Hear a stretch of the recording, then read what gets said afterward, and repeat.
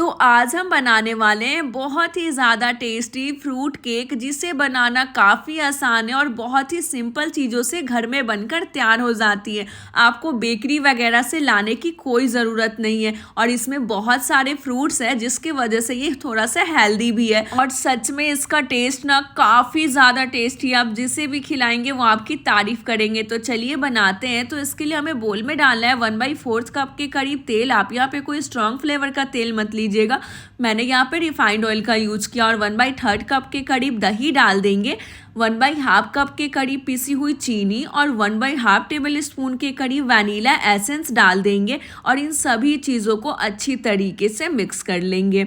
और मिक्स करने के बाद हम इसके ऊपर से डालेंगे छन्नी। और अब मैं यहाँ पे 1.5 कप के करीब मैदा डाल रही हूँ, यानी 1 कप और आधे कप के करीब। और अब हम यहाँ पे 1 टेबल स्पून के करीब बेकिंग पाउडर, 1/2 टेबल स्पून के करीब बेकिंग सोडा डाल देंगे और इन सभी चीज़ों को अच्छी तरीके से छान लेंगे। और छानने के बाद पहले हम इसे अच्छी तरीके से मिक्स करेंगे और मिक्स करने के बाद आप देखेंगे ना कि काफ़ी ज़्यादा थिक है। तो इस स्टेज पे मैं डाल रही हूँ दूध, और ये जो दूध है ना रूम टेम्परेचर का है, मतलब नॉर्मली उबाला हुआ है। और उबालने के बाद जो ठंडा हो जाता है ना दूध, वही दूध है। और मैंने ना 1/2 कप के करीब डाला है। और दूध डालने के बाद अब हम इसे कट एंड फोल्ड मेथड से अच्छी तरीके से मिक्स कर लेंगे।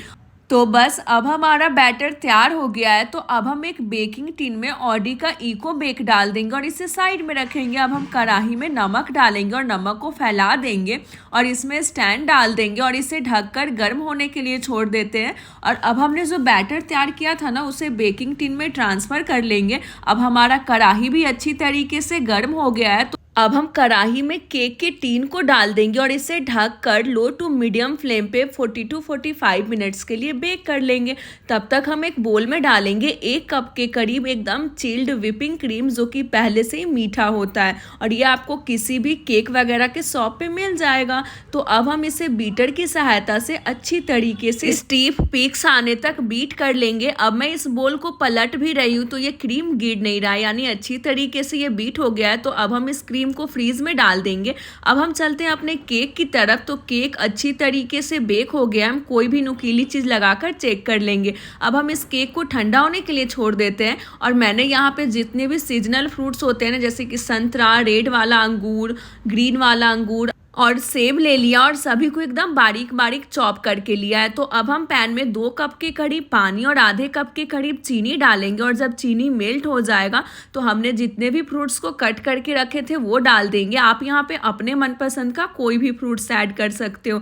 और अब हम इसे कम से कम 15 से 20 मिनट के लिए हाई फ्लेम पे उबलने देंगे। अब हम इसे छान लेते हैं और इसका जो पानी है ना, हम यूज़ करेंगे बाद में। अब हम इस फ्रूट्स को भी अलग डाल देते हैं। अब हम चलते हैं अपने केक की तरफ। केक बहुत ही अच्छी तरीके से ठंडा हो गया है और अब हम इसे डिमोल्ड करेंगे। और आप देख सकते हैं कि कितना ज़्यादा स्पॉन्जी बना है।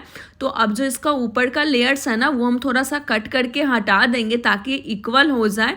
और अब हम इसे 3 पार्ट्स में डिवाइड कर लेंगे। तो सबसे पहले मैं यहाँ पे ना कट मार्क्स लगा रही हूँ और इसके बाद मैं यहाँ पे धागे की सहायता से मैंने इसको अलग कर दिया। ये बहुत ही ईजिली अलग हो जाता है धागे से। तो मैंने इसी तरीके से कट मार्क्स लगा के धागे की सहायता से तीनों लेयर्स को अलग कर दिया है। तो अब हम नीचे एक कटोरी डालेंगे और ऊपर से कोई भी चकला वगैरह डाल देंगे। और मेरे पास ना जो केक का बेस वाला नहीं होता है वो था, तो मैंने वो ले लिया। आप नॉर्मल किसी प्लेट में भी बना सकते हो। तो अब हम क्या करेंगे, पहले व्हिपिंग क्रीम लगाएंगे ताकि केक मतलब वो फिसले नहीं, मतलब एक जगह पे स्टेबल रहे। और अब हमने जो केक का पहला लेयर हमने स्टार्टिंग में कट किया था वो नीचे डालेंगे और हमने जो फ्रूट्स का सिरप तैयार करके रखा था वो लगा देंगे। और ध्यान रहे कि सिरप ठंडा होना चाहिए, गर्म नहीं। और अब हम साइड से व्हिपिंग क्रीम लगाएंगे और फिर हम इस बीच में जो हमने फ्रूट्स को उबाल के रखा था वो डाल देंगे और ऊपर से क्रीम से अच्छी तरीके से कवर कर देंगे। फिर हम दूसरा वाला लेयर डालेंगे और ऊपर से फिर से हम इसे अच्छी तरीके से शुगर सिरप लगा देंगे इस बेस के ऊपर। और फिर से हम साइड से क्रीम लगाएंगे और फिर से हमने जो फ्रूट्स उबाल के रखा था वो डाल देंगे और फिर से ऊपर से व्हिपिंग क्रीम डाल के इसे एक जैसा कर लेंगे। और फिर से हमने जो तीसरा वाला बेस तैयार करके रखा था वो डाल देंगे। और ये ना सबसे नीचे वाला बेस है तो मैंने ऊपर डाला है। और अब हम इसके ऊपर से फिर से वो फ्रूट्स वाला सिरप लगा देंगे और अब हम क्या करेंगे, इसके ऊपर से फिर से व्हिपिंग क्रीम लगाएंगे और इस बार हमें ना सिर्फ ऊपर ही नहीं चारों साइड से व्हिपिंग क्रीम लगाना है।